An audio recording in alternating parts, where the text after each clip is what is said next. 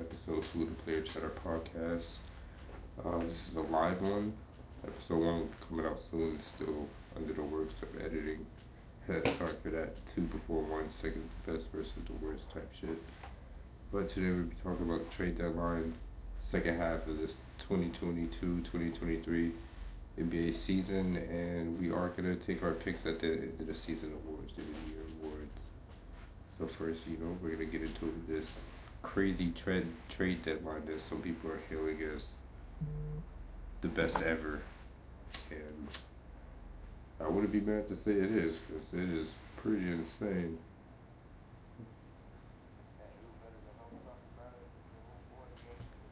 Yes, sir. Old friend, great gamer. Hey, by the way, before we get into it, bro, do you still play?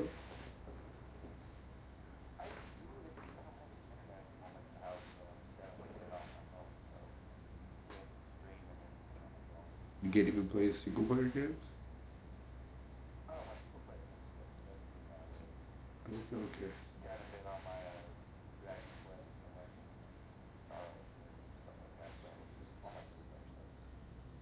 Okay, maybe it is.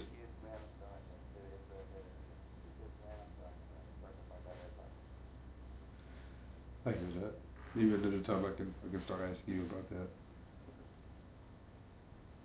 Because I remember, I think you were playing, forgive me if I get it wrong. I know Persona 5, but you were playing some like Star Game. I forgot what it was called. Yes, that. Yeah, that was pretty good. Mm-hmm. But glad to have you here, man. You are my first guest. It is cool to have you live as well. Like, this is really a great experience that we're about to have right here. I hope to have a lot of fun with you.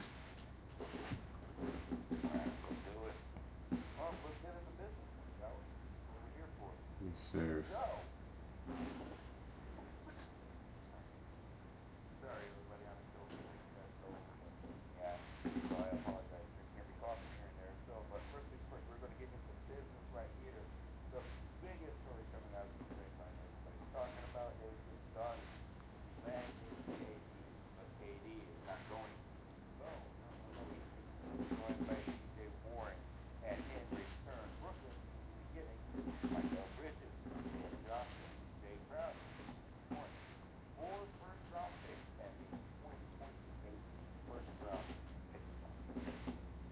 Just freaking insane. I mean, I'm not saying it's not worth the haul that they got, but geez, that's a big move for Brooklyn, especially after moving Kyrie to the Mavs.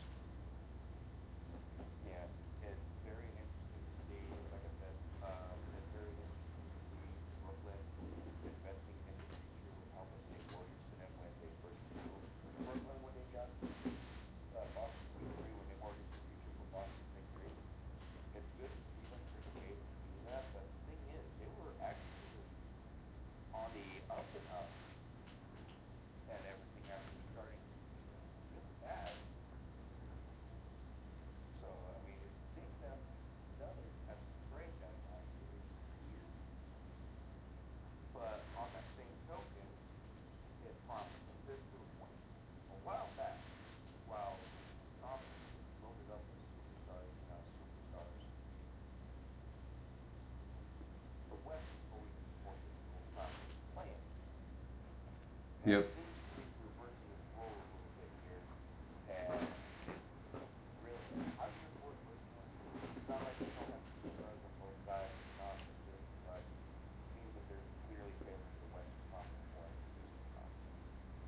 Especially with that, whole tie up between the fourth and 13th seeds being, total of 4 to 6 years back apart entirely.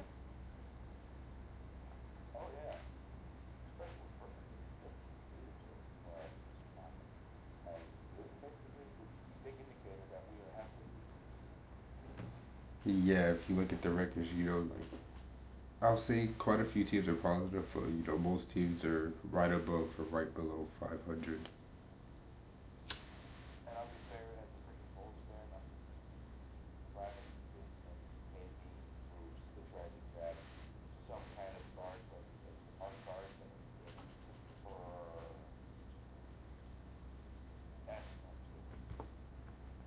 Is Lonzo still out for you guys?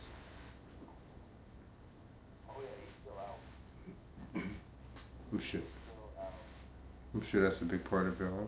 But yeah, well, and it's going to get on to the next trade that a lot of people are talking about. Well, what are the Lakers going to do with Westbrook? Well, hold on, Westbrook, I don't want to step off the Nets too. I don't want to step off the Nets shit because I feel like there's still a lot to talk there. Unless you want to come back to it. oh yeah, no, well, I'm going to circle. Let's go circle right after that. Okay, cool. All Let's right, go circle right after that. all right. Westbrook, man, my man, Mr. Why not? With Westbrook and Carter, the 3-2 trade. Um, with D'Angelo going to Utah, Lakers getting D'Angelo Russell, Minnesota getting Mike Conley.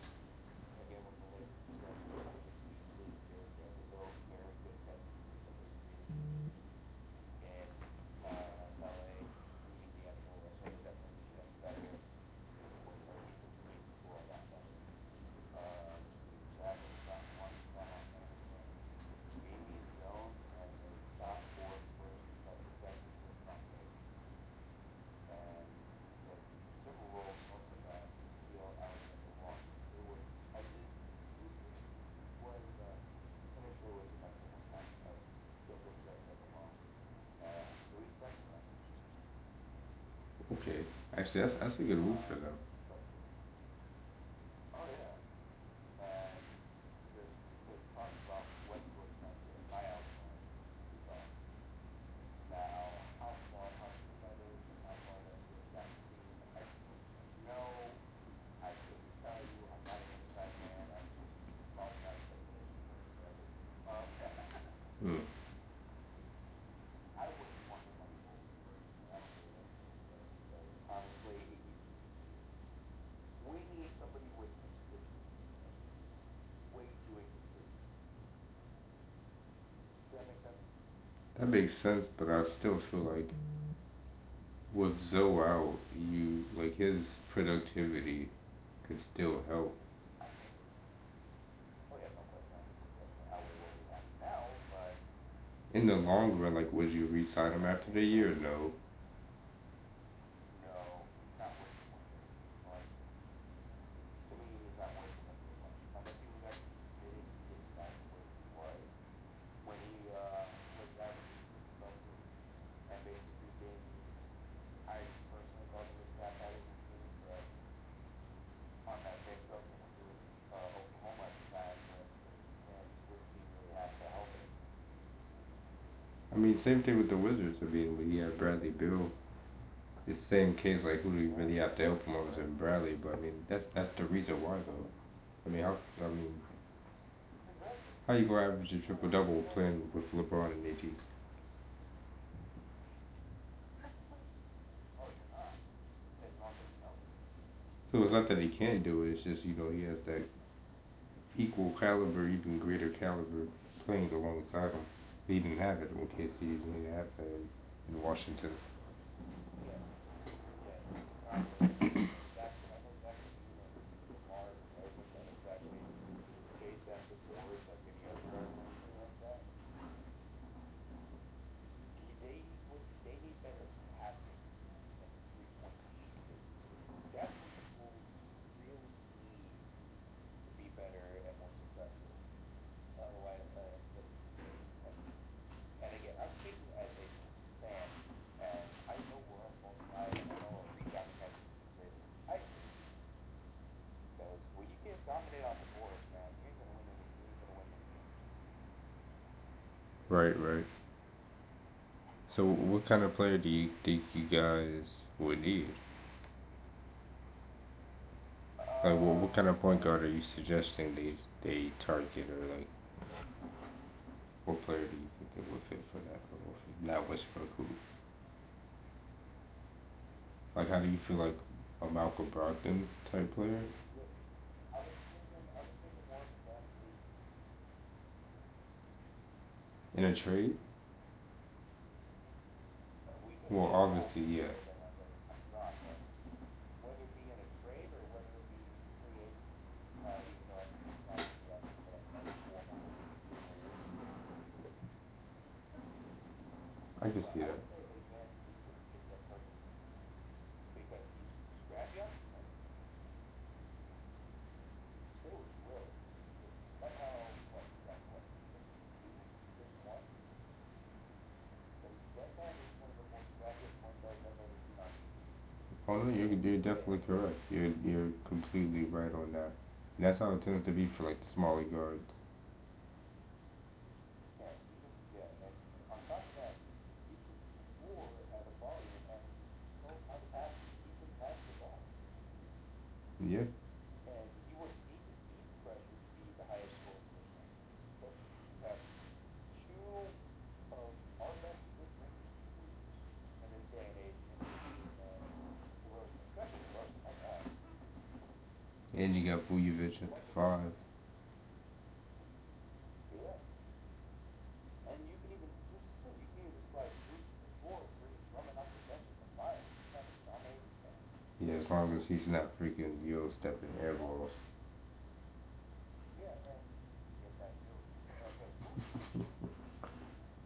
Yeah. if I have to have a stretcher, yeah, I want him at the four. Because Drummond, I don't care what anybody says, that man can literally dominate the paint when he needs to. Yeah, he had a great game the other night. I think he had a 20-point double double, like 20 minutes. He, yeah, yeah, that's what it is. Okay, now there was an interesting one I saw here that actually went a couple match rounds while we were talking about it, but mess. I'm not trying to talk about the Kyrie trade just yet. I'm going to circle back to that. Where's that? Where's that? Where's that? It's in my notes somewhere. I mean, in between, we could just throw in there that they did move Jay Crowder for 5 second-round picks. It Oh included yeah, still, the 4 first-rounders and the pick swap that they got from Phoenix already. yeah. That was nuts. That alone That was nuts. is crazy and positive for their future. And then you could just talk about the recent game performance. Like before all these new players are added, Cam Thomas alone, like 3 games back to back to back, 40 game performances. Didn't he just get moved too? Did he? No, I don't think so. I hope not. I'm pretty sure. I swear if he did, that would be the dumbest thing. They better not have moved To be him. honest with you, no, I don't. I'm not seeing that. Cool, cause man, that would be so dumb. I feel like him and Claxton cannot be touched right now. Oh, which Oh one yeah, you no, talking they need about? that Claxton. Honestly, without Claxton, the Nets wouldn't be where they are. No, they wouldn't. Um, because he has been their defensive anchor and right here. So here's an interesting move by the Nets. They traded away for I think it's the backup four that's still here. Okay. That just for a draft rights to David McNell. This dude, he was somebody that we actually initially drafted, but he's from overseas yet. So the draft rights for him will put us with the Nets. Okay. Okay, yeah, that's one I So definitely I didn't hear about. That's interesting. I don't know who that is. yeah, I think it was a second rounder that was initially drafted from the overseas team or a G leaguer. I actually have to look it up here. Hold on. Hmm. Well, I mean, okay, while you're doing that, I'm gonna just like take a step back and look at the Nets roster right now. How are they looking? Okay, so we know they have Cam. We know they have Claxton. We know they still have Ben. Yeah, Ben who can still contribute, offense and defense. Even though his scoring output isn't there like it was, earlier in his career with the Sixers. But it's not terrible. I mean, actually, they're playing the Bulls right now. yep. Looks like the Bulls are up 34-30. 36-32. 38-32. Oh, Turnover.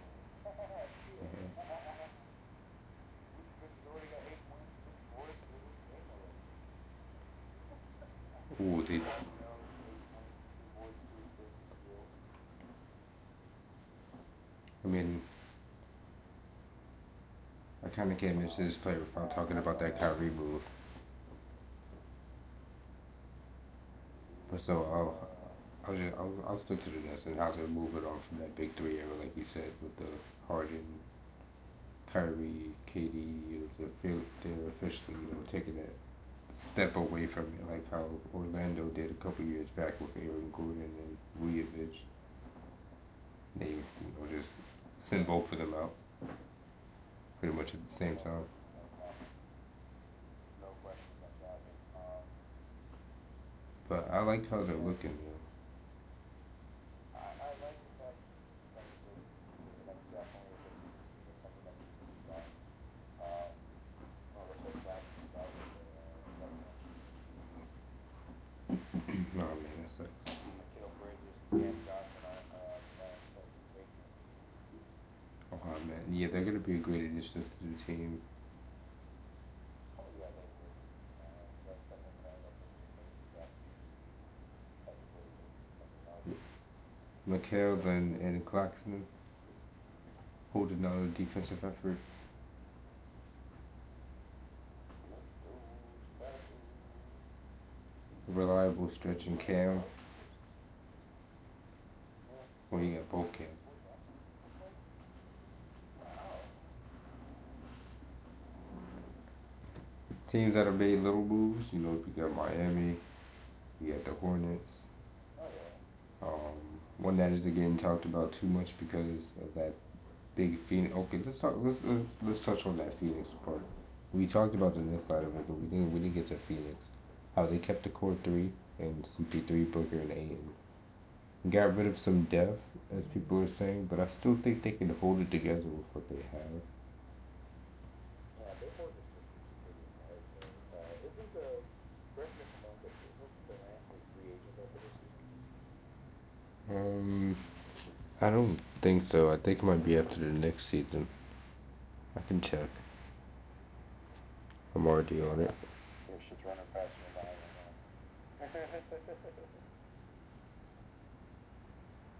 Um, Cause I am the player. nope. It says he has 3 years left on his contract. Oh, so he just signed that extension. 3 years on the contract. So yeah, like people could say they got rid of depth, but they did add T.J. Warren as well. KD is a They also big added Darius addition. too. Oh yeah, they did get Darius Yeah, Baisley for Dario for number Saric. 2. For Dario Saric and the second rounder. That's a nice addition too. And that should mean Darius should be getting some more minutes. No questions asked about that one. That's actually going to be a benefit to both parties. Yep. Being honest with you, I think Darius needs a team that's actually going to build around his skills. And with Muscala being the shooting big that he was, Dario Saric is going to take that role that Muscala did in OKC. Exactly, and I feel like for Darius, I mean not as only is he a good addition to the Suns for losing Cam, but I mean like I said, if he gets more minutes, that's a positive on his side too, because he was kind of getting overshadowed in OKC, even with Chet being out for the entire season. So here's my question, lineup wise. Lineup wise, does KD fit in at the 3 or the 4 in this case? Because I'd say right the now I don't four. see a lot of depth at 3. I'd, Yeah, I'd say the four, and they put like Torrey Craig at the three. that's going to be interesting to see. But I will say this though, that amount of freaking shooting that Phoenix has, I'd rather not see Aiton draw himself out the paint against them. That offensive firepower is going to be crazy. It's just Exactly. I'd what rather can not they see do that. in? I'm not even gonna say like the half court defense because team defense is important. We pretty much just saw that in Brooklyn with KD and Claxton what they could have done. So we could see what KD and Aiton can do defensively together in the half court set.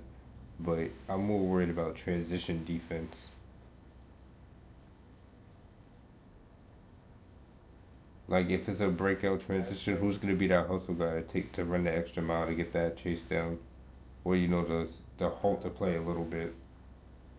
That's an interesting question, and honestly, I think it would have to come down to KD on that one because he's kind of the only one that's got any kind of speed left on him. Not saying that CP3 ain't slow, as slow or doesn't look as slow or anything like that, but they ain't exactly known for defensive prowess. Exactly, and three, if not all four of them, I believe, have been dealing with injuries this season. So we also have to take that into play. Like they're all good right now, but come deep playoff run, are they all gonna still be here?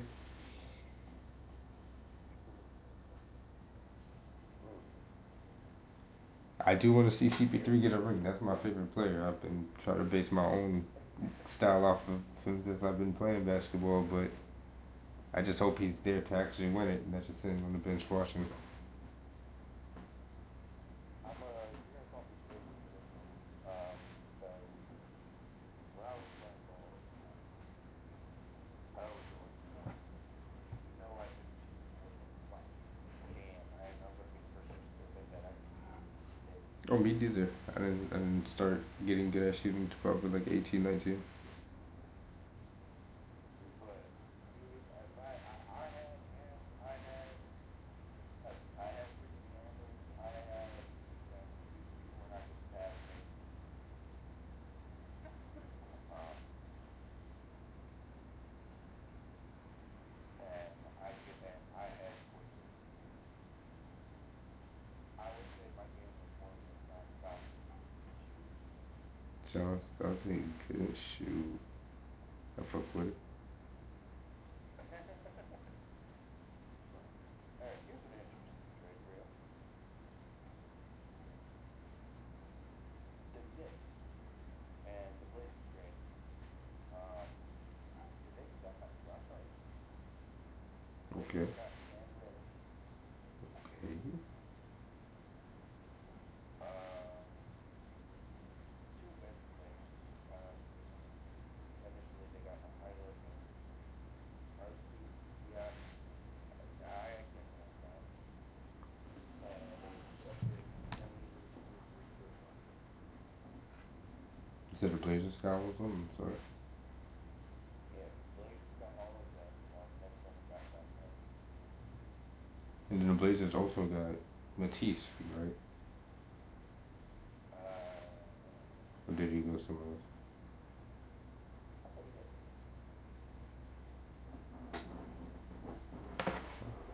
Where did you say he went? Oh yeah, no, I know, no. They also got Matisse because they sent one of those players that they got from. They sent out one of those players that they got from the Knicks over to the Hornets. Oh, okay. Matisse Thybulle. Yeah. The Sixers got Jalen Cranley, In the second round, you said. and and the Hornets both got 2 second rounders. I like that from Portland. Cam Reddish and Matisse. That's some good moves on the wing. No question. That's going to be a good defensive trio. And then they still have Winslow, right? They should. And they didn't have to trade Simons. Has he proved anything? Winslow? No. I didn't think he. Is Winslow even still going to shoot? Probably not. I feel like I heard him playing since he left. I feel like I haven't heard him playing since he left Miami. I mean, it is Portland, though, to be fair. Yeah, but it's Dame. Exactly. It's Dame time and, and Simon's time. I see what you're Yeah. trying to do there. No, but And honestly, let's be honest. Away from Nurkic, what big do they really have? none. Exactly. This is going to cause them to have problems. They don't have any bigs. They don't have any depth bigs. They have depth at guard. That's what they really have. But they don't really have any depth at the big.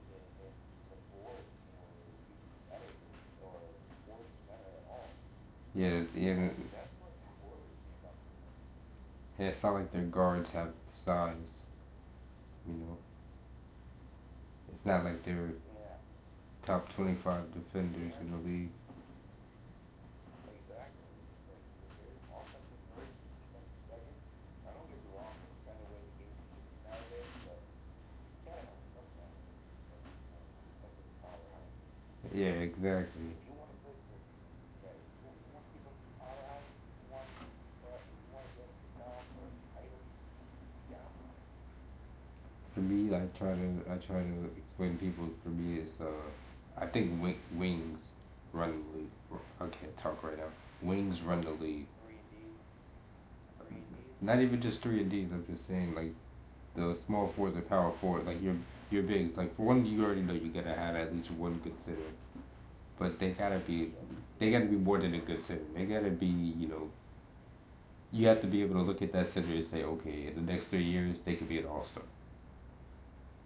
It can't just be some regular degular center unless So let me, you have a lot of wings, because wings can do anything.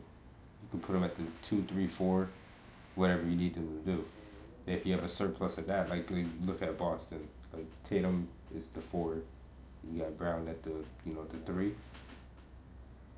They have Yeah, a good center. two, and Tatum two, three, and four. Hmm. Center Robin. What's his name? Robert Williams, Robert Williams the third. Robert. They got a good center, Robert Williams the third. and Oh they yeah, got Marcus Smart. and they got Mike Muscala for defensive Jackson. Wow, Yeah, Boston got Mike Muscala for defensive Jackson. That's pretty nice. that's nice. So Celtics do not have a pretty big man. Robert Williams is like the starting though. Oh yeah, Muscala he is is. the Yeah, Robert Williams has been started most definitely, and then they got Horford as well. He's been really okay. reliable. Interesting trade. What's up? You might get Clippers got Plumlee for Reggie Jackson. Ooh, and they got Bones Highland, right? They didn't move him after they got him from the Nuggets. What about the Nuggets? I believe they got Bones Highland from the Nuggets. Wait a second. Yeah, the Clippers got Bones Highland from the Nuggets for two second rounders. That's tough. Bones Highland reminds. You wanna know who Bones Highland reminded me of? Yeah. And he straight up models his game after him. I can tell. He reminds me of young AI. Maybe if I was around to watch young I could say that. I'm 30 years old. I've never pressed a button to look at my basketball record. Man, I started getting into it around that Miami Big Three era. I started playing before that, but I started like watching around then. So that was my highlight, and that was a good time for basketball too. Oh Knicks yeah. Mellow. You know what? I'm actually surprised that Melo's still able to be free agent. Yeah, true. I'm surprised the South decided to sign him as a true depth player. Which, if you ask me, the one defensive use of Melo, yeah, Chicago couldn't do without. Honestly, a return to Denver would be amazing. Ooh, that would be nice. They could use them. They They could could use use them. a little extra free throw help. Even though I like what they do, I do like what they have, especially with Jamal Murray back. They've been killing Oh yeah, lately. Jamal Murray, Michael Porter Jr. Oh my God, Aaron Gordon's been killing Jokic too. is probably. Oh yeah, and Jokic being easily being the best passing big man we may have ever seen. Yeah, I don't care what anybody says. yeah. Nuggets, as long as they remain healthy throughout the rest of the season, and guess who also they got? Speaking of the Nuggets, guess who they got to back up Jokic? Who? Thomas Bryant. Oh, Nah, yeah, they're chilling. They're chilling. for Stephon Reed and 3 second rounders. They're chilling.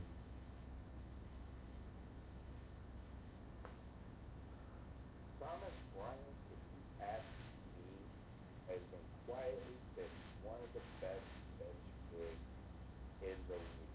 Who honestly should have been starting at center with sliding AD back into the four.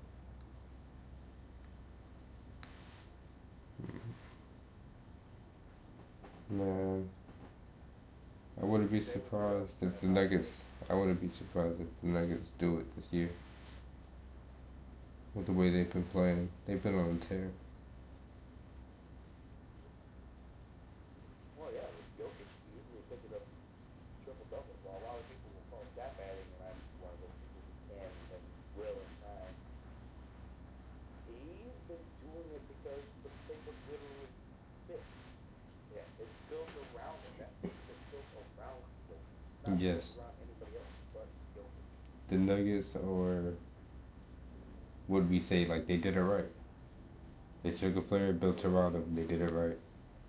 Like I'm looking at Exactly, Aaron and Gordon right now though. He's been really stepping up lately, especially with the well, assist numbers. He's been moving that rock along with Jokic. Like they're both been playmaking bigs. And then Jamal exactly, Murray in the backcourt. Oh man. exactly. And as much as Aaron Gordon is a fun jumper to watch, he has grown as a player ever since he stepped foot in that building. Yes, he has. He's more than. I mean, in Orlando, he was starting to get his shooting touch too. But you know, now in Denver, like he's an all around player. He's a solid all around player. Exactly. Jamal Murray, when he's healthy, he's one of the best offensive weapons behind Jokic. That man can shift it up in any direction. And sometimes he can even sit there, and even sometimes he'll even sit there and be a better source for Jokic. Yeah, But since his off ball game is off the charts as well. He doesn't have to have the ball in his hands. offensively, yeah, offensively, yes, but defensively, he just doesn't do it for me. I would like to see him be a little bit better at defense when you consider all the injuries that he agreed from last season that sidelined him basically throughout the rest of the season. When you have ACL tears, Achilles tears, meniscus tears, any kind of serious knee damage, I would always implore the idea of, hey, let's work on our defense. Let's make sure we get that going, get that going. That way, in case our scoring does take a hit, we know we can still make an impact on the court. Okay, I see where you're coming from. Oh, okay. My bad, George. You said you could hardly hear him. Let me see. Mm. Anybody talking smack to me comments? I haven't been able to keep count, so whenever I start interacting, just let me know right now. Nah, you good. Drish just came in. Miss. Hey, not too long ago, just came in. I just gotta turn your volume up. Actually, probably not in my headset. Okay, I figured that out. Can I change that in Discord maybe?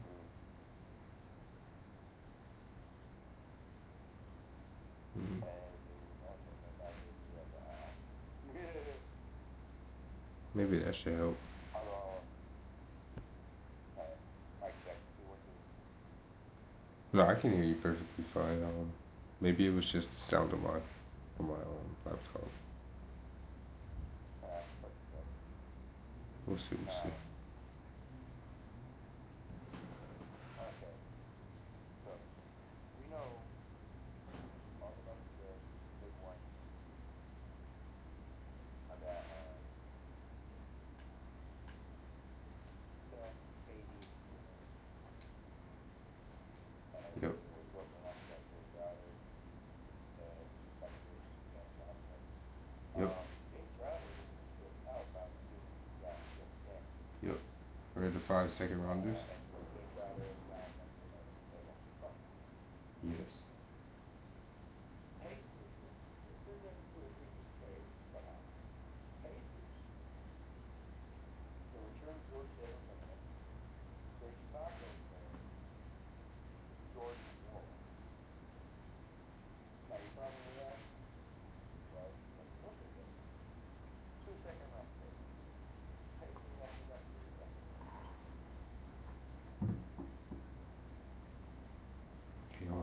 Run that back by me. that, the Milwaukee just scored on that one. Run that back by me. But Sorry. So that was, oh, no, Bucks got Milwaukee got Jay Crowder and what else? Or was that it? no, that's it. That's all Milwaukee got. Okay, yeah. Brooklyn got, as soon as they got Jay Crowder, they shipped him back off. They flipped him two more second round picks while the Pacers got George Hill, Serge Ibaka, George Wall, and three second rounders. Okay. Big move on the Pacers part, first and Yeah, foremost. that was a big. Oh, no question. No question. Serge Ibaka to back up Miles Turner. It's a big move. I'm surprised they managed to keep Miles Turner. I've heard something along the line. I remember hearing something. I forgot how long ago this was. That Miles Turner wanted out of Indy. I remember hearing about that towards the beginning of the season as well. The question is, Miles Turner being more of a defense first center, who gets who's the one and done? I love Miles Turner, and I would actually trade him for that. Bring him over to the Bulls. Keep him on the Bulls. Miles Turner is more capable of that. Yeah, for sure. I mean, a lot of teams could take him. Like you said, the Bulls could take him. I feel like the Warriors could take him. Um, shoot. I don't think the Warriors have the cap space right now. I think they're in cap hell. Well, yeah, probably, but I mean, as far as teams that he could fit with. Oh yeah. Um, Here's one that's out there that might surprise you. Pair them side by side in one Seattle with Julius Randle and Smith Ooh, I like that. at the 4 and I the wasn't 5. even thinking about that. It's Julius Randle, man. Julius Randle is going through some good stuff too versus Julius Smith. While you were starting to spark up last season, he didn't transition well into this season. He's really been playing a lot of good ball. Yeah, he is definitely taking charge, and he must be doing something with RJ because RJ is right behind him. Oh, no question about it. I think that the Knicks have gotten both of them all better. And that says a lot, especially when you consider the fact that I'm also talking about Rose too. Mm-hmm. How is Derrick Rose doing? He's still, I think he's still back on the bench Okay. because honestly, he had 3 straight serious knee injuries. Like it doesn't surprise me at all. Okay. And I see the Knicks are sitting in the seventh seed. They're playing team right now. Almost 10 games back from the Mm, Celtics. They're not bad. They're not bad at all. oh yeah, I would like to see us. I would actually like to see a Celtics versus Nuggets game. Celtics might have one hell of a, another one hell of a lineup. No doubt. For sure, yeah. We oh man, can't wait to talk about this end of the year awards part of this part. I can't wait to get to that section. But I know we still gotta cover Oh, this well, let's Kyrie go part. ahead. Oh yeah, so let's go ahead and cover the Kyrie part now. Yes, sir. Yeah, we say this part for the last. Here's the thing. It is interesting that he's out on injured reserve. I'm surprised they made this big of a move to get Kyrie, but they got something else in the process. Let me check here. And Marquise Morris for Spencer Dinwiddie, Dorian Finney-Smith, 2 second round picks and a first rounder, and a second round pick. And those are the two players that I wanted that I couldn't talk about yet for the Nets. And in addition to everything that they got from the other trades from like Phoenix and everything else. They also got a great defender in Dorian Finney-Smith. And we already know about Spencer Dinwiddie, what he's been doing for the Mavs. So for him to come back to Brooklyn, and they didn't flip him, like, people were saying they were going to flip him, before the deadline, but they didn't. They kept him. So pair that with Cam Thomas, Claxton, Ben, and all these other players that they got. With the picks and everything, they are going to be. I honestly want to keep watching Nets games. I want to watch some more Nets games after everything they've done. Now, how do you pair Luka and Kyrie? How do you line this up? Well, Do you Kyrie one, Luka two, or do you Kyrie or Luka one, Kyrie two? I still run Luca at the one. I believe it should still be Luca's show. I just I believe it's still Luca's show. I feel like a common thing that people say with the Mavs is that when they find a play that works, they're gonna spam the hell out of it. And obviously Oh, these no question plays about that. exactly. And obviously these plays revolve around Luca, being the centerpiece of it. But he's involving his teammates. It's not just like an ISO, like everyone move out of the way type thing. He might be in the post, trying to pass out of that. He's doing different things. But now that Kyrie's there, Yeah. these plays are more, I'd say, like specified. It's, Kyrie can take the ball, but he can also move well off the ball. So when it's Luca's turn and they're running a set for him to be the centerpiece of like a setup, Kyrie can definitely come in handy for that because he doesn't have to just come off a screen and shoot it. He can dribble it out for 5 seconds and get something out of it, or even pass it back. Luka can then just move off another screen off the ball. He doesn't just have to stand still after he Yeah, passes it off. he does that more. I just kind of wish that, given given the set, what they have, because I'm not, I agree with everything about Luka coming in. I didn't. I'm surprised they didn't go for another defensive wing. Oh, well, I agree with that as well. But honestly, like I said, Tim Hardaway did pretty well as far as like, I mean, he's not the most defensive player in the world. I think the first person to say that right now. But I don't think Tim Hardaway is going to be that good of a defender I can definitely see that on that on a respect for it. But I feel like they should have yeah, like I don't think targeted a he's player gonna like be. Cam Thomas. Not Cam Thomas. Cam Reddish. Like I feel like if the Mavs had gone for him, that would have been a great addition to their team. But yeah, like I said, I'm just surprised they didn't help him like they did, like screen and rain down that guy did. Yeah, they have been needing one. I believe they still have JaVale, but Do JaVale? Yeah, they I need a don't know. player I like don't know. I JaVale don't McGee know. for sure. I don't know why.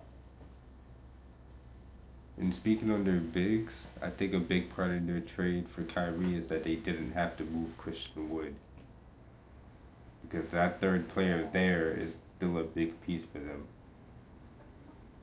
Oh, no question. Yeah. Honestly, Christian Wood is one of those that's he's a decent shooter, but when he gets to shooting, he does hit hard shots. He's like Eddie Howe. And with Yeah, I Dinwiddie being moved to the Nets, this should also give a little more green light, like a little more room for Josh Green to showcase what he can contribute to the team. And like you said, with Luca being out, that is true.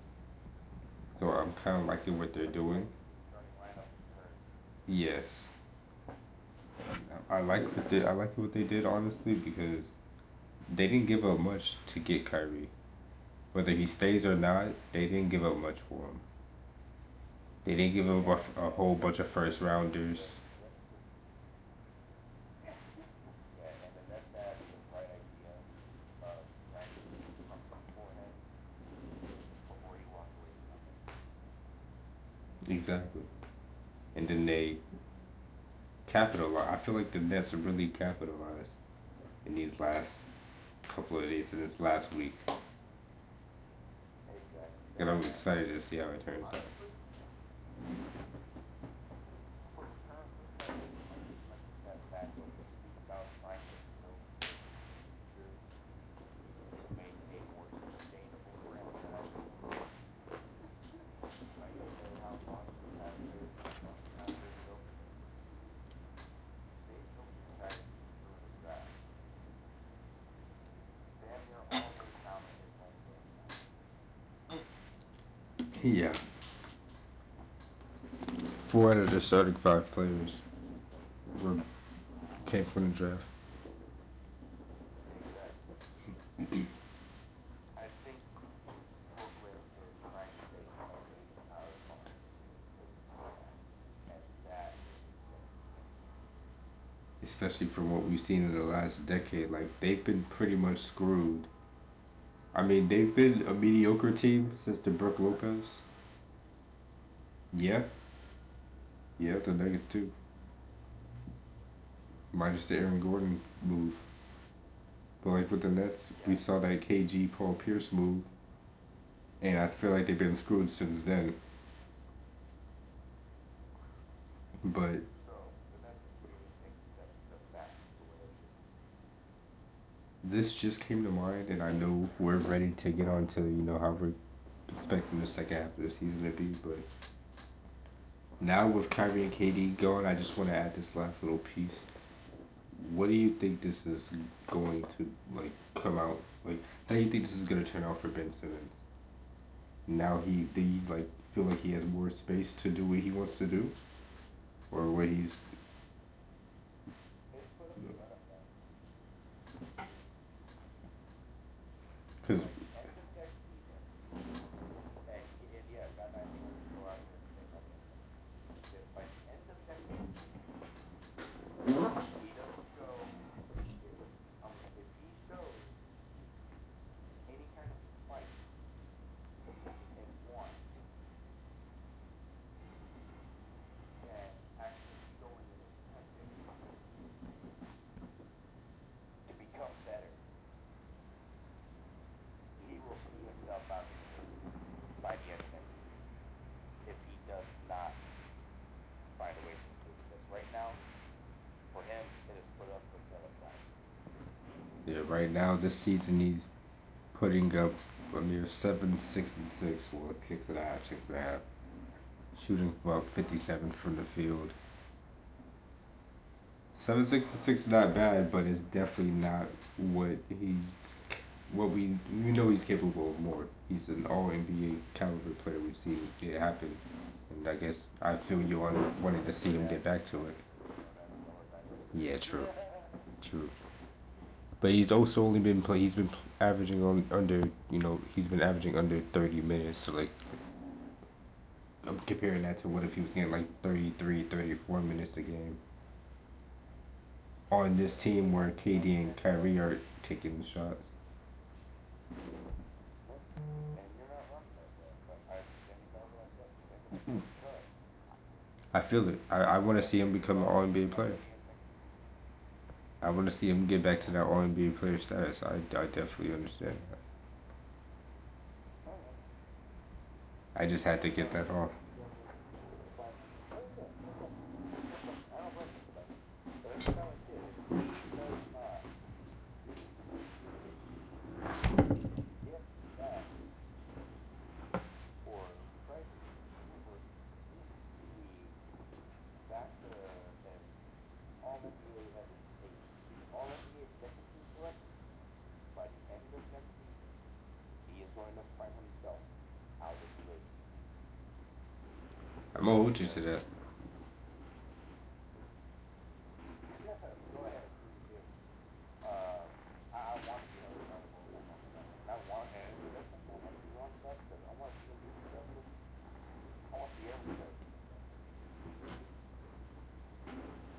But at the end of the day, if he doesn't come back to it, if he doesn't get back, there's going to be a lot of teams seeing him drop to the bottom of the league, especially with the tail end of his time in all be for naught. But the team trying to win is not going to win. Yeah, especially him being a non-shooter. No one's gonna really care about the everything else at that point. Exactly. He needs. This is one of the things when I see the next season. I want to see him get back to that 1888 kind of player. Yep, I'm on the same page with you. Especially like with the After potential of that, this team, man. Like I'm just thinking about them defensively now. They got Ben, Dorian Finney-Smith, Claxton, and McHale, who was last year a DPOY candidate. Like this team defensively, just from just naming those four players, they should be nice. And then um, Cam Johnson and well, fuck, they got two Cam Johnsons now, right? Oh no, a Cam Johnson and a Cam Thomas. I'm tripping, but like, man, they should. Oh man, I'm just so excited to keep watching them play. I'm sorry for keep holding this trade part of the section. Man, yeah, it's just been yeah, crazy. it's gonna be a 2K is gonna be crazy. uh 2K is gonna be fun. oh dude, I do not want to remember that update, man. Freaking Phoenix update. Oh man, yeah, everyone's gonna be using Phoenix. Like Chris Paul, man. Oh shit, there was actually one more trade. I actually forgot what was going on there. All There right, was last one. actually a touchdown. Which one? Lakers Magic trade. Mo Bamba for Patrick Beverly in the second round. Oh yeah, I that's pretty. like the trade because it adds good depth at center. Mo Bamba can come off the bench, or he could start slightly before. Beverly is slightly a better shooting defense as a guard. Yep. Same with Will that Beverly's also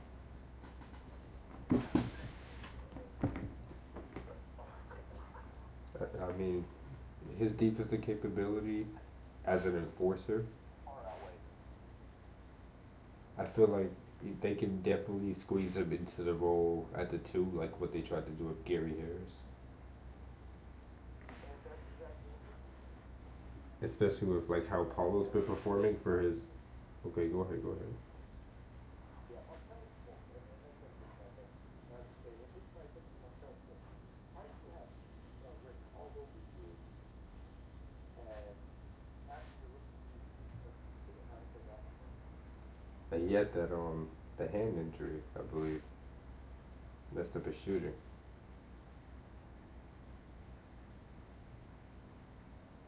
And me I personally, correctly got it. oh good. And I feel like me personally, being on that level of competitiveness with millions of people watching you at all times, to go through that type of That's a injury, dangerous thing. yeah, exactly. And people don't like the normal fan doesn't stop to think about that. Like people talk about Russ's shooting, but he had a injury on his wrist or on his fingers or some stuff. Like, yeah, your shooting's gonna get worse. So what do you expect? If it happened to me or you, yeah, my shooting would be worse. I probably wouldn't be able to shoot at all. Yeah, but the fact of the matter is he doesn't even want to take a competitive shit.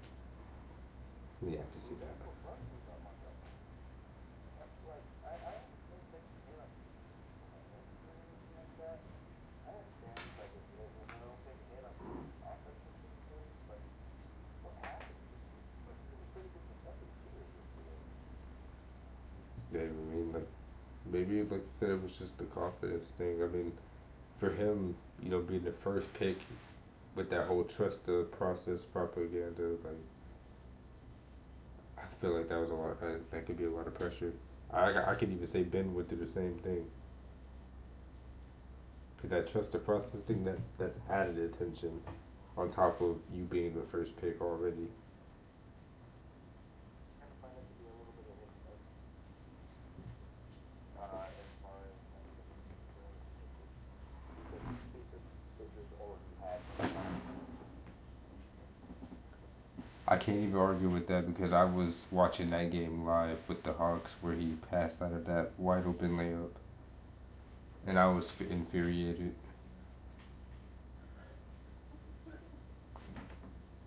because I feel like they definitely could have won the next round as well. Oh, without question. That's why you can't use that argument for everybody in that sense. Shoot, man. A wide open layup, you take it. That's the rookie point.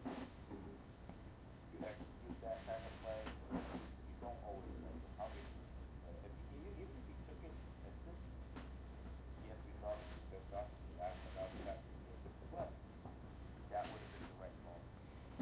Always take the higher percentage, not Exactly. the how many shooters you have because if you got a guard on him, don't you can't sit there and rely on him to be the first 4 and 3, being ready to shoot all the time because somebody's on him, Right. especially when everybody is backing him off of you. Interesting thing, but I'm not going to get into that. I guess we got the rest of the season to see how the Knicks are gonna do. I mean, they're sitting right now in the fifth seed,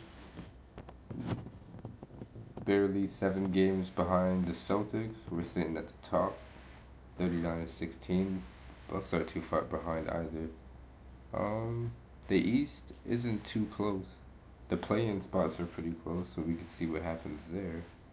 But I feel like the Nets, with how their roster is and how the I don't think the East kind of made big moves. I feel like it was kind of all in the West this trade deadline. That being said, I feel like the Nets can still be in the playoffs. Obviously, they're not They're gonna be in that contending eight for a seed. ring. Yeah, exactly. They could like Yeah. knock it. Yeah, they could come in as a seventh, eighth seed, put up a good fight, win 2 or 3 games, and maybe go to the second round. You know, if they start snapping, because no one knows how this is gonna play out yet. I'm just gonna go back to my argument earlier when I said before the regular season tournament, it's easier to play in because there's more talent. Hmm. Um, The clear contenders from the East are the top four, being so Boston, what type Milwaukee, Philly, and Cavs. Everyone's got their eyes on really those just four. depends on some kind of miracle comeback by a certain player for the Bulls. I'm not gonna sleep on I playoff feel like Miami. I'm not sleeping on playoff Miami yet. If they get a spot, there's no telling what they could do. I'm not denying that Jimmy Butler, for whatever reason, plays better in the playoffs, and but And Lord forbid, but if he's not in as consistent as he should be in the regular season. nah, he isn't. And I hate to see it. But he does have pieces, though. I do really wish though that they didn't get rid of Dwayne Dedmon. I think he was a really good key bench player. And he can shoot a little bit. Mm-hmm. But I think the biggest problem with Miami, like you said, they all step up when it's needed in the playoffs. They have that intensity, and I've been to Miami games, and that intensity really is there. But you can never tell what type of injuries, not even just for them, but their matchups. Like say right now they be going against what Philly in the playoffs. What if Embiid got hurt? Well, they're more than likely winning that round then. And then there's no telling what can happen from there because they're gonna take that momentum and they're gonna build from that. But as far as the rest of the To be season honest, goes, living in Philly is the last team I want to play in the playoffs. is people sleep on Philly, man. People think James Harden is out there slacking. That's I was happy you brought that up. My guy, because James Harden has improved as a playmaker since he came to Philly. I can't even say he's improved as a playmaker because he's always had this in him. And he showed it not even just in Brooklyn, but he's shown it way back in Houston. They legitimately had him in the lineup as point guard. But it's become consistent. Oh yeah, definitely, definitely. I see what you mean now. Like he's fully taken on that role. Like he's completely settled into And that I role. and you know what?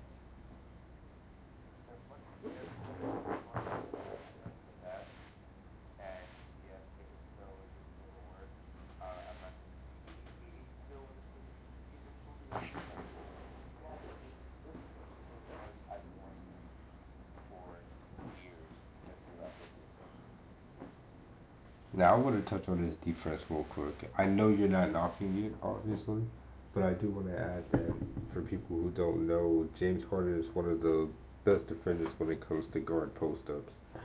And there has been seasons where he's been top three, top five in like total steals for the NBA season. I just wanted to throw that in there for the people who have slept on his defense. I actually have to disagree with that. But how many times have you seen players like blow right by him and like and have to kind of put the step in front of him? Yep, but that's not just him though. That's a lot of stars though. LeBron does it too. Oh yeah, no question. And we'll touch on him in a little bit because I have to give Virginia the record go about him though too, real quick. Yeah, Um, 40 years. you're still not the greatest player of all time. F off. We gonna save that topic for a different pod, bro. We're definitely gonna save that for a different pod. I'm still terrible. I have to get it out there. That's gonna be a But good whatever, one. conversation another time. Uh, What we talking about? Oh yeah, they deserve James Harden. and 5 seasons in a row, he's been averaging a double double with assists. And it's blowing over everyone's heads. exactly. And he was the biggest all-star in the NBA without question. Okay, One thing I hate about okay, okay, okay. I wanna Let me hear your I argument. wanna touch on that. Give give Now, give it to me. this is actually, I will say I talked about this on live in the first episode that I'm editing right now, but I did mention it. Now I feel like James Harden. I feel like obviously he could like I'm not saying he wasn't snubbed, but I feel the perspective to say that he wasn't snubbed. I feel like Tyrese did deserve that spot, and I'm saying that because in Philly you have a beat there. When you're looking at highlights, oh go ahead, go ahead. I have no idea what the hell just happened, but I'm cut out from my thing. Okay, no worries. I Um, lost signal for a second. okay, I was So go ahead. Let me hear your argument. I was saying that I feel both perspectives on James Harden being snubbed and not being snubbed because I feel like Tyrese Halliburton deserved that spot. And reasons why is because one, Tyrese has been great this season, offensively and defensively. Like we were just talking about defense with James Harden, and I had to bring up those extra, little stats to add to his case. But when you come to Tyrese, I don't have to do that. Everyone knows that he's a good two-way No. defender, a good two-way player. Oh no, no, absolutely not. And honestly, I think it's a win-win when Indy uh, traded Sabonis for Harden.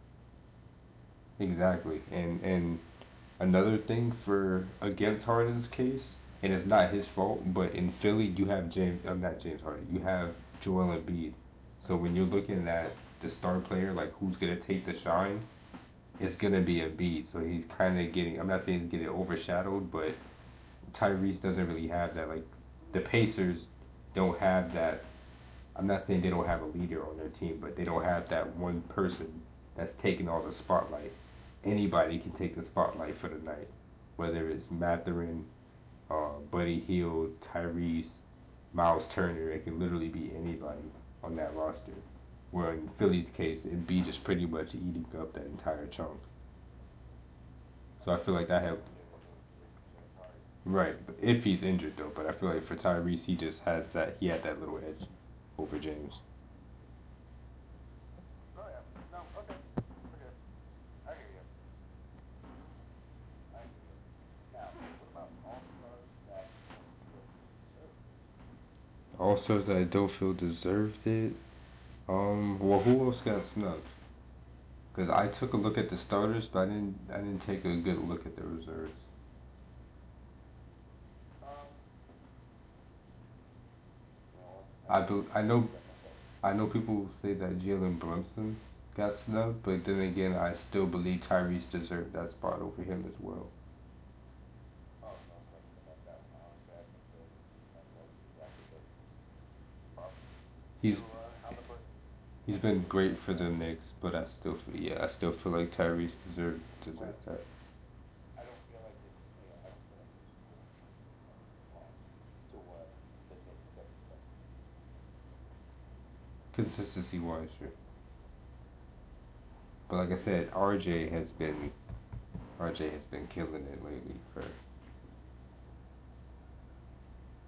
the Just Knicks looking fans. at the Bulls next game, Bulls are winning 81-77. That wins another KD player.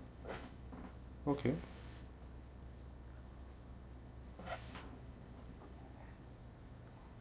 I hope your team makes it in, man. I like the Bulls. I'm sorry, our Bulls fans are stupid, man. For nobody. They're how are we 1 for 13 shooting on defense and still winning? How do you feel about this Sadiq to Atlanta move? Do you think this is gonna be a positive for Atlanta? They're sitting right now in the eighth seed, 12 games back. To who? To who is the Atlanta? Sadiq Bey. Oh, Sadiq Bey. Honestly, if there was any position that needed him the most, and I love Kevin Porter as it is, but they really needed help at the 3 Look, and 4 spots Atlanta doesn't have because Kevin Herter anymore. huh? Atlanta doesn't have Kevin Who anymore. had him? He's in Sacramento. Oh yeah, He's been playing great for them. yeah, he's in Sacramento. They have DeAndre Hunter. They got yeah, Sadiq Bey is going into a spot where he should be able to just run right into Right. Porter. For his shooting prowess, that Um, should definitely and fit immediately. Sadiq Bey actually has something that I think a lot of players overlook nowadays. And that is. Look at his defensive blueprint. What about it? That's a tough spot to score I in already. yeah, it's a tough spot to score in, but it's also a tough spot to defend in. Okay, yeah, especially off of switches and stuff. And Exactly. When you account for switches and stuff like that, Sadiq Bey is going to fit in there very well. He can switch onto a five that's stretching out. He can switch into a closing in. He can switch into somebody closing into the rim. He can even switch into somebody on a pick and pop. that should His definitely give some. athleticism on defense is something. That should definitely give some assistance for Clint Capella, who's so slow in that department. And they already have that killer backcourt with Trey and DeAndre. Not DeAndre. No. Yeah. And speaking of Trey, I actually forgot to bring it up. Yeah. And speaking of Trey, I actually have to speak on Trey a little bit. Well, yes, he's going through a slight dip, specific to Dejounte Murray and everything, but his assists have gone up. His on-ball defense has been a little bit better because I've actually seen him take a few more pockets. Now, whether he's successful to it or not is always up in the air, but he's been playing better on-ball defense. And that's another player that people are saying has been snubbed. But it's like I said, this is all coming out of the East and it's all in the guard position, so it's kind of tough. The East has easily the best guard center Yeah. throughout up and down. Yeah. Honestly, they are much further stacked up and down. Now, when it comes down to the front court, it's very top heavy. You have like what Actually, Miles Turner, and you have like what 2 or 3 teams who have in the East that have a decent front court with bigs, and then it just falls off a cliff. if you're looking at it, I'm looking at the Eastern Conference right now, 1 through 15, and every team on there has an all-star caliber guard, or like not necessarily a point guard, but a guard in general, minus maybe Orlando. The Celtics have Smart. The Bucks have what you call it, Drew Holidays. If you're just going down the line, you got Donovan and Garland. You got James Harden, Cam Thomas on there, Tyler Hero, Jalen Brunson, Trey and DeJounte, Levine, Van Fleet, Beal, The Pacers have a few. They got Tyrese. The Magic, that's the only and exception. Hornets got LaMelo, and the we Pistons can't got Cade. yeah, and we can't even sit here and discount the Bulls factor on it too when we got Caruso and Stupi. Yeah. Yep. Levine and Zoe is a And with backcourt. Zoe, you want to talk about ball movement, man. Zoe was the most moving the Bulls, and that's why it sucked to see him out for so long. Zoe is definitely one of the best, or one of the better playmakers in this league. It is his defense is. People talk a lot about Drew Holiday's defense, but I think Zoe's is up there in that And same caliber. honestly, Zoe reminds that while he can score, he understands that he doesn't have to. He is a defender, and he can pass the ball very well. Right. And He's rather traditional. he is the yeah, he is the epitome of just waiting. Okay. Well, how do you feel the? And Okay, go ahead. Go. My bad.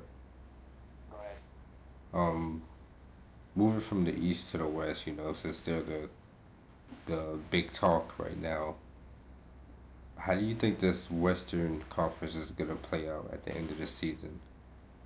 Obviously, I'm putting the Nuggets at the one seed that's indisputable. But now with the Suns, Barring injury, it's going to come down to this.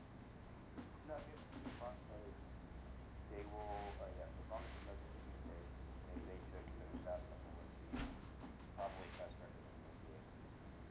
if the Um, Celtics don't take it, or Milwaukee. Suns,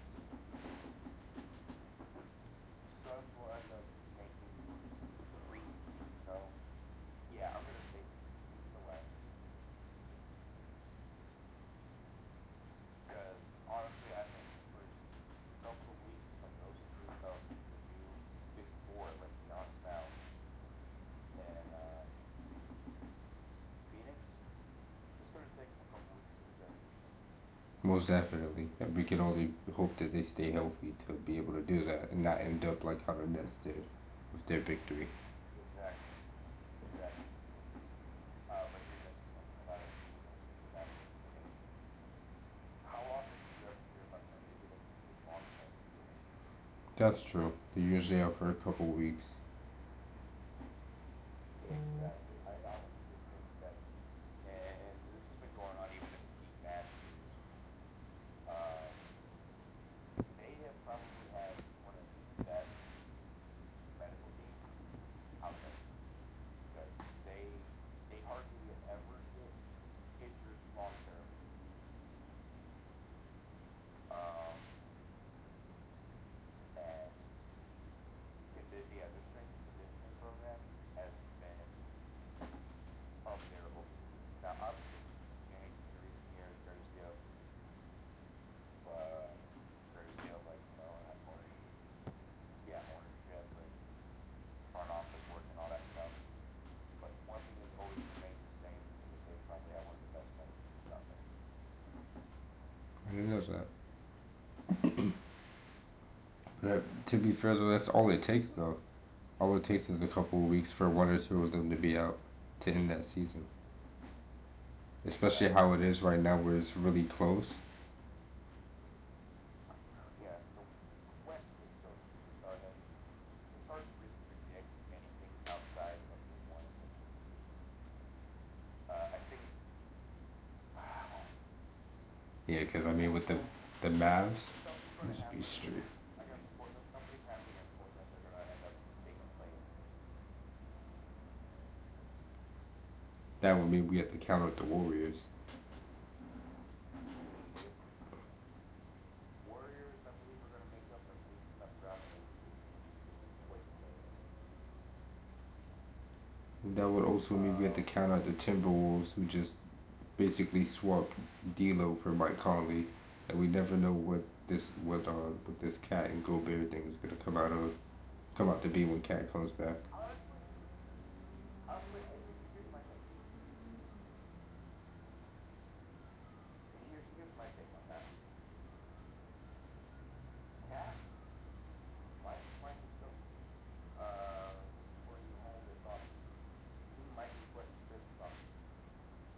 can see that. Cat and Gobert, It's not working out. they're not like, yeah, it's not going to work on court. Off court, I think they'd be perfectly fine. Off court, I'm sure they're pretty cool with each other. Whatever.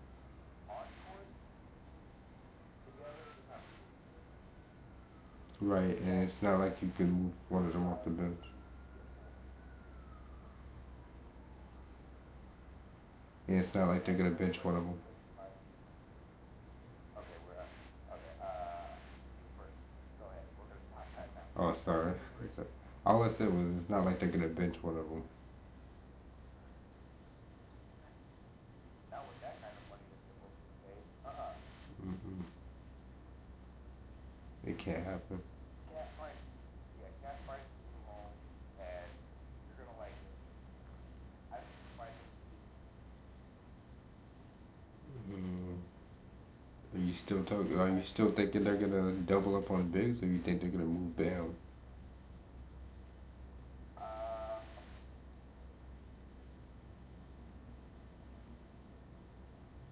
I think Bam knows his role well enough to where he won't interfere with Cat, and vice versa. I can understand that. That's what I think is that one because Bam understands he can definitely collect boards. He's definitely really good on defense. Um, he can score. He's got a nice scoring punch to him, but he's not a consistent scoring punch. Yes, I said it. Um, Bless you.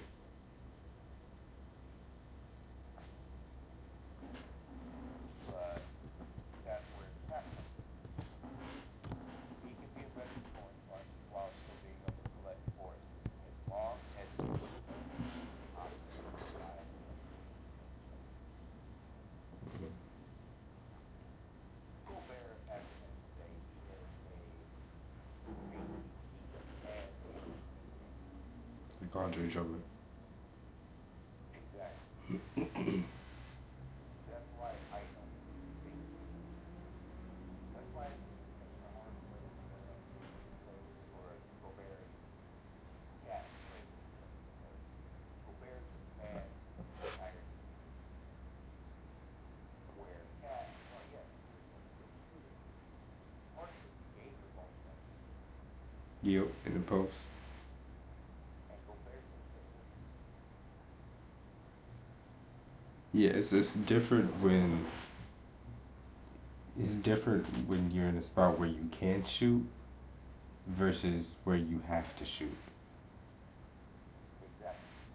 Another place I could see, oh God, why did I not think of this?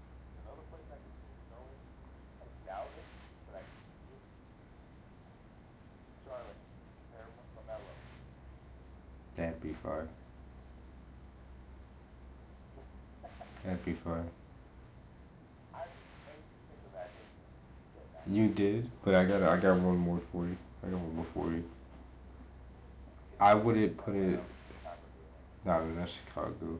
But I wouldn't put it past Houston to pull one of those. We get rid of some of the young talent we've been building and go all in on Cat and keep a couple of them. Like if they move Sengun and some players and like say like they end up with Cat, Jalen Green, like Tari East or like or they keep like Jabari and maybe KPJ or they get rid of Josh Christopher, Tari East. Like they got a lot of players and they just got John Wall back, but they got some players they could move. Like they definitely have trade value on that team. Obviously, they didn't act on it, and I don't blame them for it. I'm glad that they stayed true to what they're doing right now. But I wouldn't put it past them to be, like, cause a team that does that. Like how Minnesota just went all in on Gobert. Yeah, they were.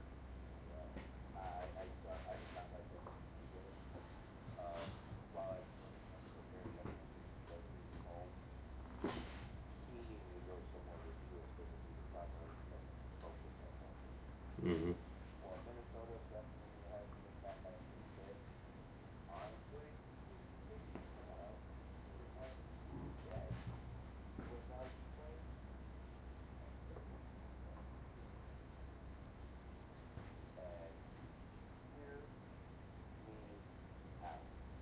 am, because I wanna see if it's the same team I'm thinking.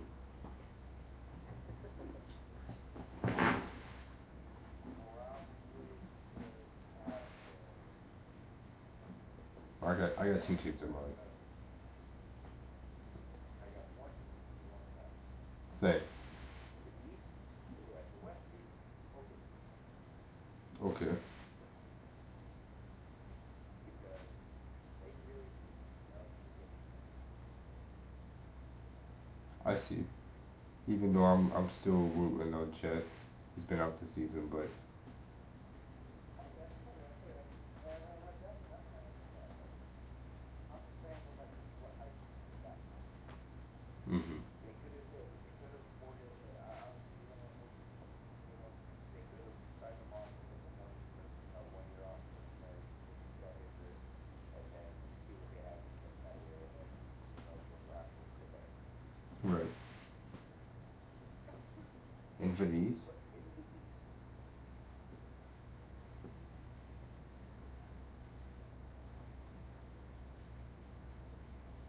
I'm just pressing up here. Southeast. Um, God, I don't know why I can't think. It's not Charlotte. It's not Miami. Orlando? No, not Orlando. Orlando could use some help though. They don't really have much in the way of bigs anymore after trading away Bamba. right? Uh, you know what's definitely they have Bol Bol. Oh yeah, Um, that should be nice for him to get some more PT. Can't think of him. definitely not. I can't think of it. I had it, and it's just not there anymore. All right, then I'll go with my Western team. I was thinking San Antonio. Yeah, you know what? They had something good going with Jakob Poeltl anyway, so I can see where you're coming from on that one. Because with Popovich and San Antonio, they never shy away from the Being fes- defensive anchors yes, down low. defense and ball facilitation. That is something that the Lakers really do well with. And for the East, I'm sure the money wouldn't line up right for this. But as far as him being a paint beast, and alongside someone else, where would it really take away from their shine? I think he would fit well with Giannis in Milwaukee. You know what? I can see that at least until Gobert really truly demands the defense because that's where Giannis makes his name is offensive board, offensive board bashing and foot bashing. hmm Um, I'm not confident of Giannis by any stretch of the imagination. The takeaway, that's my only takeaway from him as a player. He's a great player otherwise. Great defensively, great with boards, nice playmaker when he has to. Uh, but he's really tough to get to the basket type ball. I cannot stand him. And I'm not talking about as an ugly defender. He's so inconsistent But when it's on, it's on. for Giannis. Yes. I feel like him and Gobert could be pretty decent in a pick and roll situation. Like Gobert could screen, Giannis can go in and do his thing, or Gobert could do a light roll. He could like hit him like a little close, like 15 footer, 12, 15 footer, or like a little floater, or he could even crash in and Giannis could do a dump off, or they could just both be down low like you said with the offensive rebound. Like it would help to have that second offensive rebounder down there. I don't think that would hurt the Bucks When you necessarily. really start getting a little, but when you really start getting a little bit with guys who can actually space the floor, Mm, I mean, if it works out the way I said, I would hope it would. Then yeah, sure, why not? because Brook Lopez off the bench would it hurt? And it's not like he does have to come off the bench and play like 20 minutes. He could still play like 28, 30 minutes off the bench. Like how Sadiq just was for the Pistons. Like he wasn't starting, but he was playing starter minutes. Yeah. Oh, that's oh my god, why are we doing this? The Pistons with James Wiseman now going along with Jalen Duren and Isaiah Stewart. But where's that foot? Yeah, where's that foot Isaiah? Yeah, he is like, hey, Ben Wallace type of center. I mean, he's been playing the power forward for him, so does that put, does he fall, does, I mean, anything could happen. Jalen Duren could fall out of the starting lineup. They could exercise, different options between all three of them at the 4 and 5. Maybe they'll run Wiseman at the 4, Durant at the 5. Maybe Wiseman will come off the bench and they'll keep what they got. Maybe Isaiah Stewart will come off the bench. You never really know. Who's that Beverly's asking for though? That's really hard to say.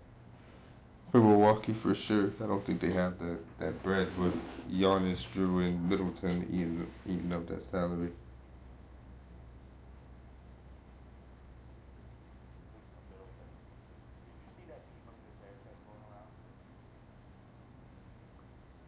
No, I haven't. Oh my god, if you see it, the man looks exactly like one of them fucking peanut head people from the Proud Family. Oh no. Oh no. Nah, that's terrible. But he's coming off an injury, and it was kind of rough the first couple of games. But he's getting back to the groove of it. I always respect a player with I the don't know the that one, but I accept it. Man, the Power Family, one of the shows. Alright, I say we keep sending. So why don't we go ahead and wrap up here and get ready to wrap things up. So we're gonna go ahead and move on. We already got everyone has everything predicted going on in the West.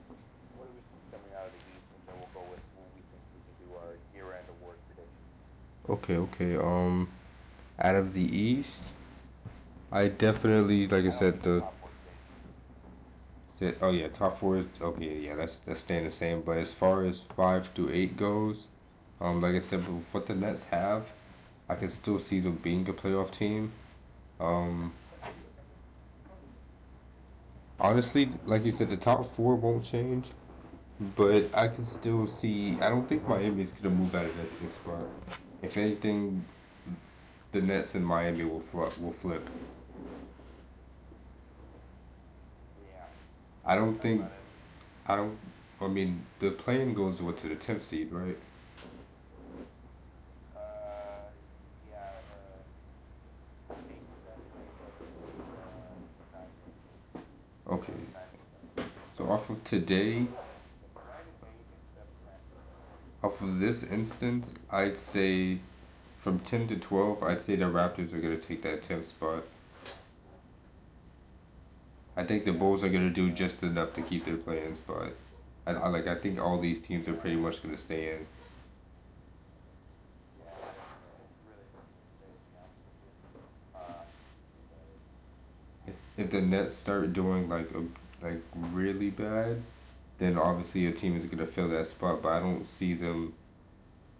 I don't think the season is gonna last long enough to necessarily fall below the 10th seed. I think they have yeah, enough firepower to maintain.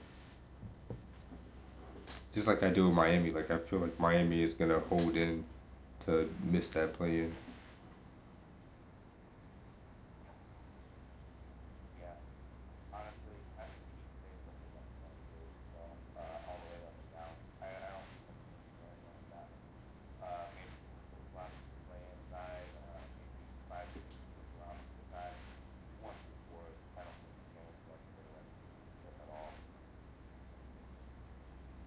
It's like you said, just with the West. I mean, now that I'm looking at it, it's kind of hard to say, especially with the first four being locked in. There's not that many spots left. But if it comes down to the play-in, if I had to say who's taking the 7th and 8th seed out of these teams, I'd say the Knicks is gonna be in there, and Oh, I'm sorry. Or you said Western. Oh, I was saying how the Western is like hard to choose from because of Yeah. their situation going on. I'm saying the East is kind of hard too because the first four are locked in, so there's not a lot of spots left. But Yeah.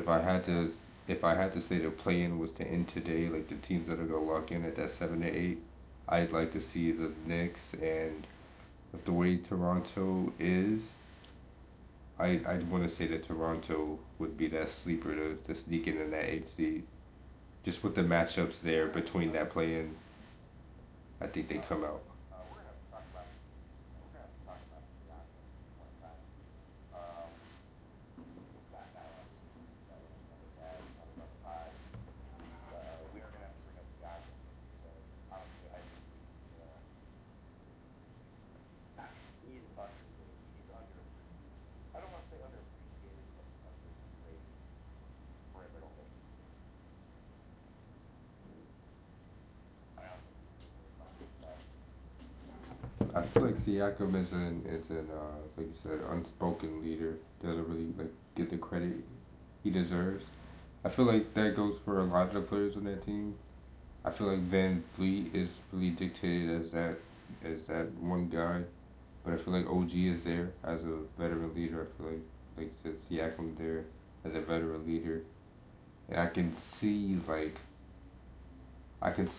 feel like I can see everyone's game rubbing off on Scotty. Scotty isn't the Yeah, most consistent scorer, but Griffith he's is very underrated. right.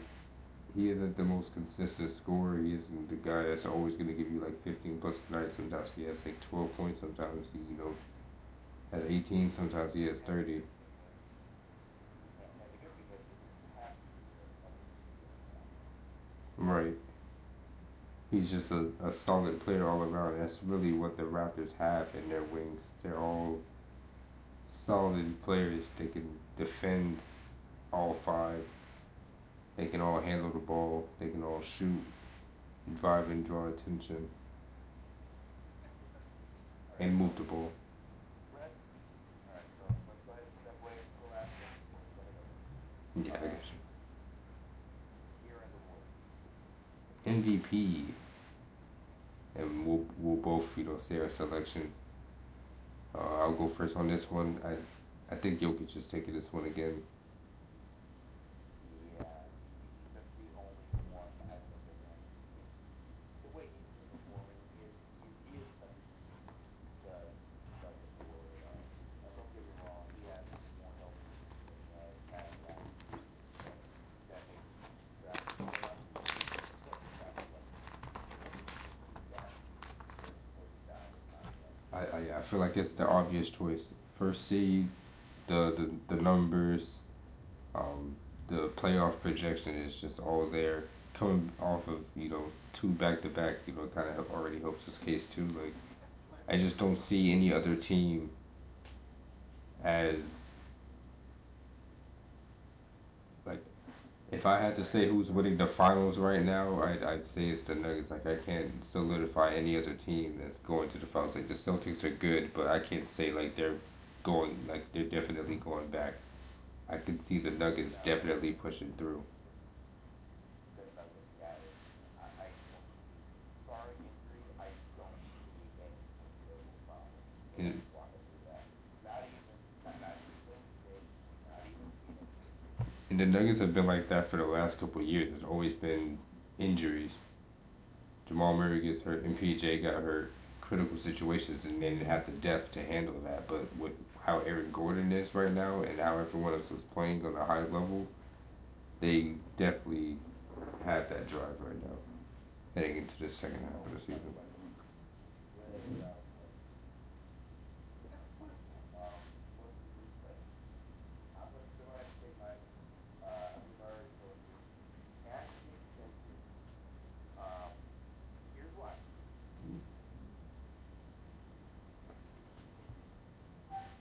Over time, in this entire season, he's been a walking. He's been the epitome of exactly what you need talent level. He has been the most consistent player in the league at that.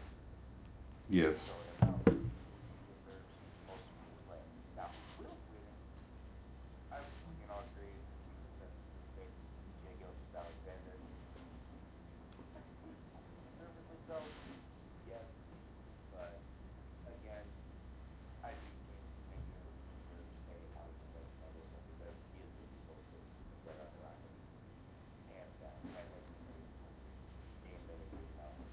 especially as a playmaker, like with them not having a dominant, facilitator.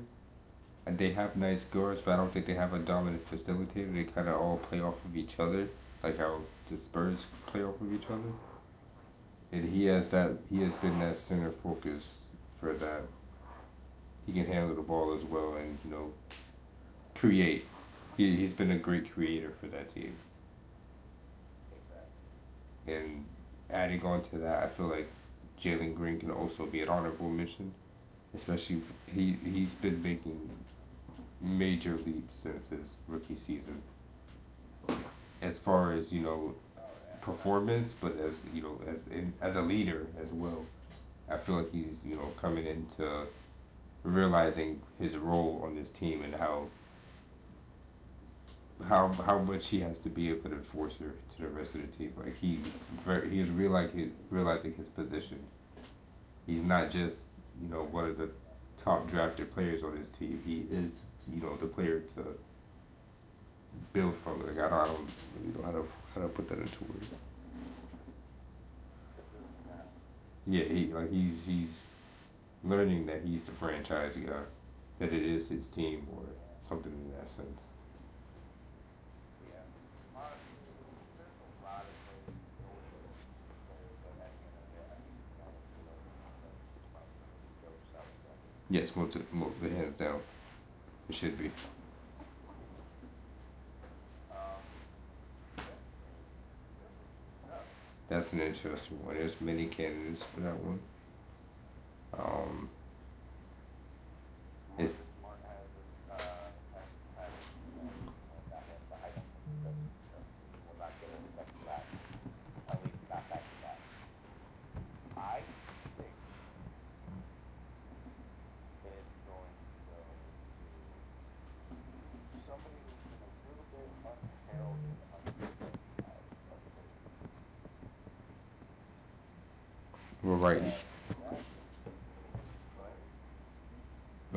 No, I actually want to hear your prediction first. I think it's actually him. I don't think he gets enough credit on defense. He has been very consistent, and it's either going to be Bam or it's Miles Turner. Okay, it's interesting on both of those. And what I was gonna say, because I just went and had a look, that like the odds this year for DPOY. Now I remember it talks about Bam being in the DPOY race last season, and I was happy for me. I don't have a favorite team, but if I had to choose, it'd be Miami because it's my own team. And Bam is right now sitting in second for the DPOY odds, only behind Jaren Jackson Jr. in Memphis.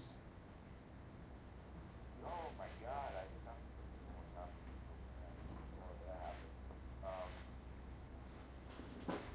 Right I now, did not pick them yet. right. Yeah, like 2 minutes left. Brooklyn's up like 106.95. Oh damn.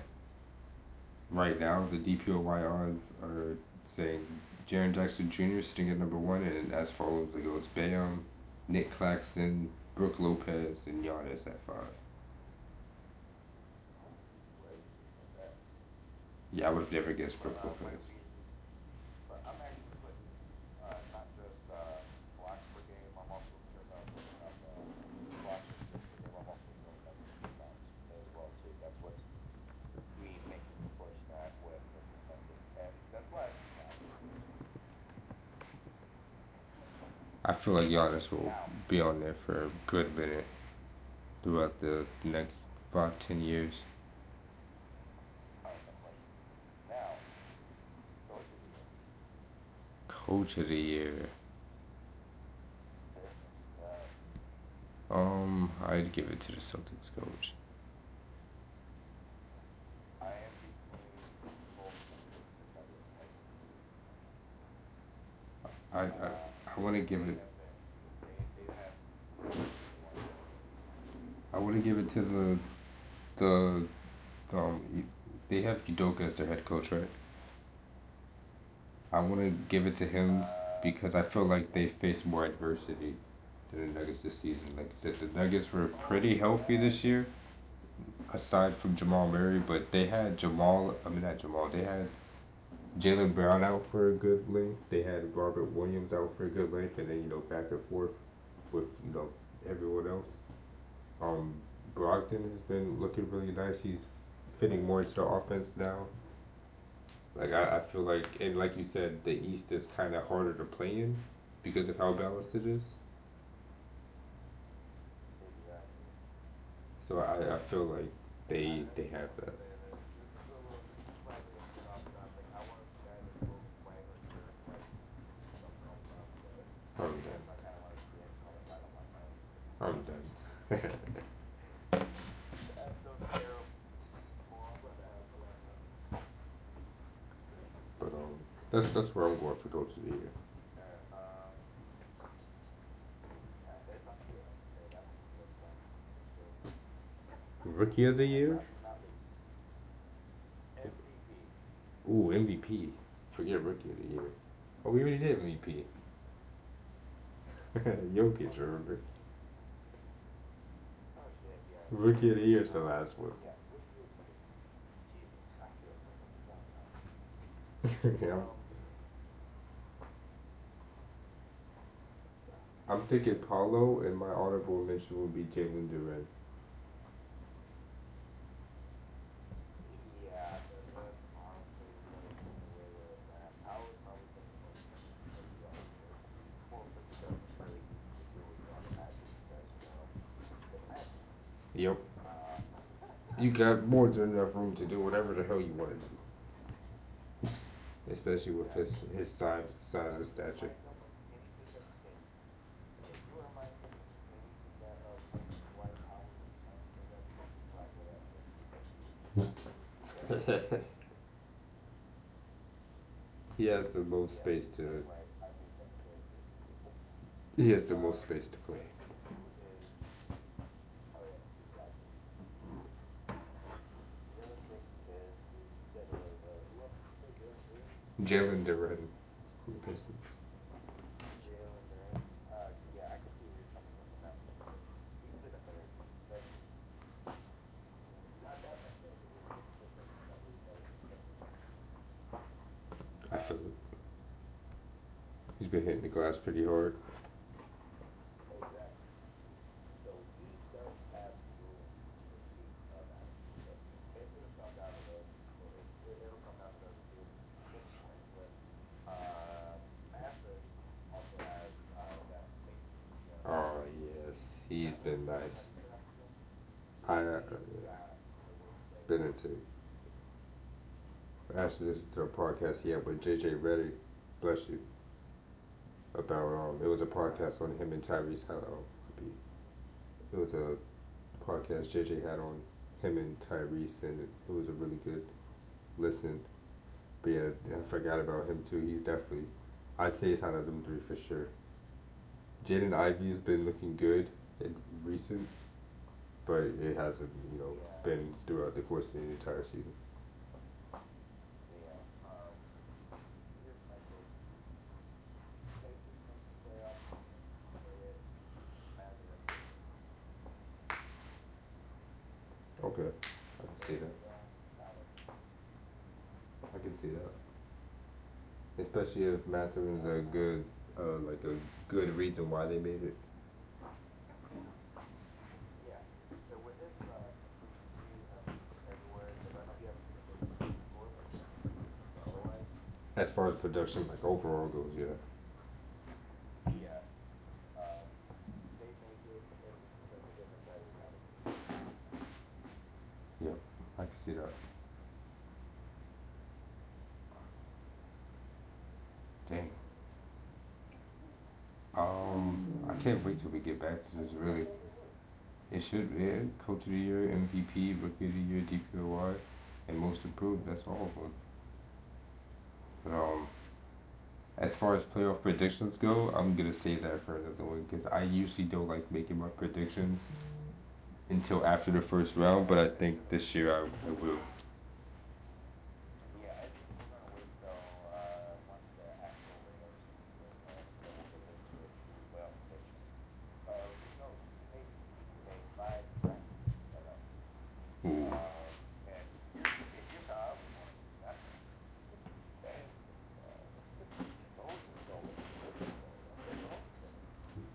Yeah, I'd love to hear everyone else's input on how these teams are gonna pan out for the rest of the season and how the the playoff bracket itself is gonna turn out.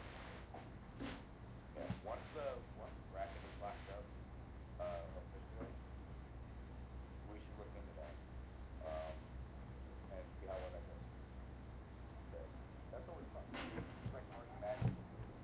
Yeah, it's a little bit of excitement for the NBA gets playoffs. Everyone comes in together for the playoffs. We all kind of hate the regular season, especially now with everyone dropping these 50-point games back to back. Dang, I want to touch upon that too, but I know I'm pressed for time. I'm sorry, but I really have to pick someone up in like 5 to 10 minutes. Man, we should definitely get together again, bro. Like write down some of these topics that are like kind of trailing off. Like we're talking playoffs. What did I just mention? Like right before I said this. Um, Oh the yeah, basically all the storyline. What is that? I'm just How consistent is the league? because I actually wrote Um, about some of this in my notes, like about the scoring opera part. yeah. Now, Also worth mentioning is Sunday's Super Bowl Sunday. I kind of want to dig into at some point. I kind of want to dig into some NFL rivalries. okay, well, tell you this. I am not big on football, but if you want to get together possibly and I could just, ask you some questions on how you feel about it and, your thoughts on the whole thing, then we can do that. Yeah, if something comes to mind, obviously, I just kind of want to move forward with that because, like I said, there's going to be an interesting one once the league hits. Okay. Well, yeah, we can definitely get together on that. Or if we know anyone else that would like to talk, I'm pretty sure I have some football heads that I play with on 2K. Like my boy Trey, I could definitely get him in here. Got it in the box. All right, man. I know you got to get running, so in case anybody else enters or jumps on, I know just grab myself too because got to take the kids to school. All right, man. Hey, thanks for All right. orchestrating all this. Really glad you reached out to me earlier today. We got to have this talk. Awesome. Yeah, because normally we would play deadline after deadline. This is going to be an opportunity for his downtime. Man, if I got another tweet from Woj, I swear, like my head was gonna explode. Every 2 minutes, it was something. It's hard to keep track.